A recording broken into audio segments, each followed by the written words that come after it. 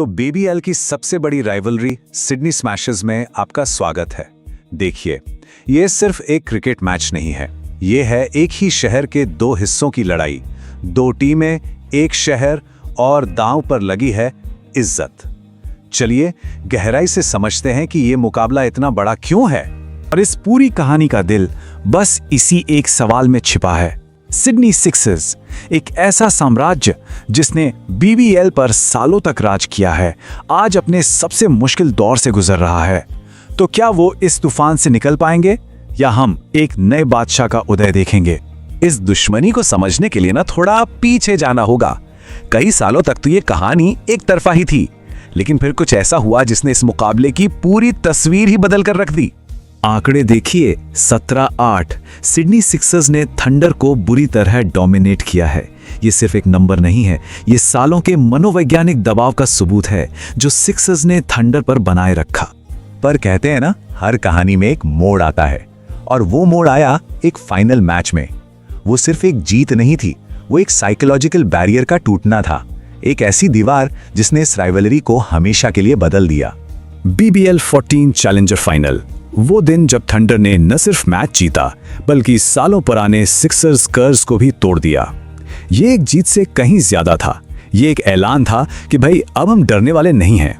और अब सिक्सर्स के लिए हालात कितने गंभीर हैं। देखिए, स्टैट्स बताते हैं कि जो टीमें शुरुआती 3 मैच हार जाती है ना, उनके फाइनल में पहुंचने का चांस 15% से भी कम होता है। तो उनके लिए ये सच में करो या मरो वाला मैच है।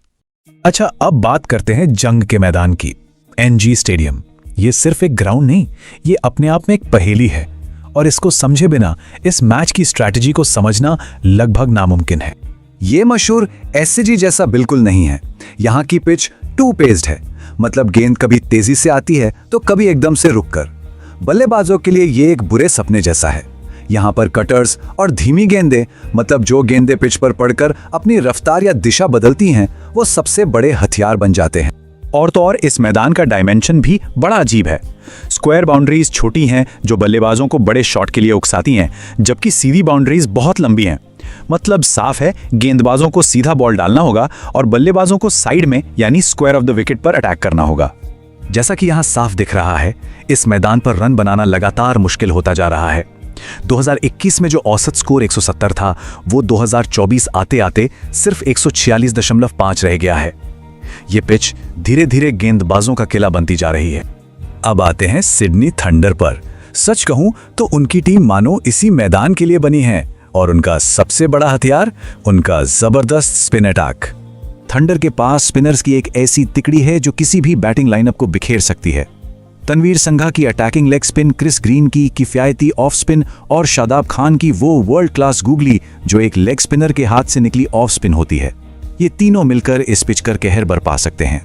लेकिन थंडर के लिए भी सब कुछ परफेक्ट नहीं है। उनके कप्तान डेविड वार्नर चोट से जूझ रहे हैं। अगर वो नहीं खेलते तो ये सिर्फ एक बल्लेबाज की कमी नहीं होगी, ये एक लीडर की कमी होगी जो टीम के लिए एक बहुत बड़ा झटका हो सकता है। चलिए अब रुख करते हैं सिक्सर्स की ओर, एक चैंपियन टीम जो इस वक्त अपने वजूद की लड़ाई लड़ रही है। उन्हें बस एक जीत की, एक चिंगारी की जरूरत है जो उनके इस सीजन को दोबारा जिंदा कर दे। और यहीं पर इस मैच की सबसे बड़ी पहेली छिपी है। देखिए, थंडर की जो ताकत है यानी स्पिन, वो सिक्सर्स की सबसे बड़ी कमजोरी में से एक हो सकती है। और सिक्सर्स का जो पेस अटैक है वो शायद इस धीमी पिच पर उतना कारगर साबित ना हो। ये एक क्लासिक टैक्टिकल मिसमैच है।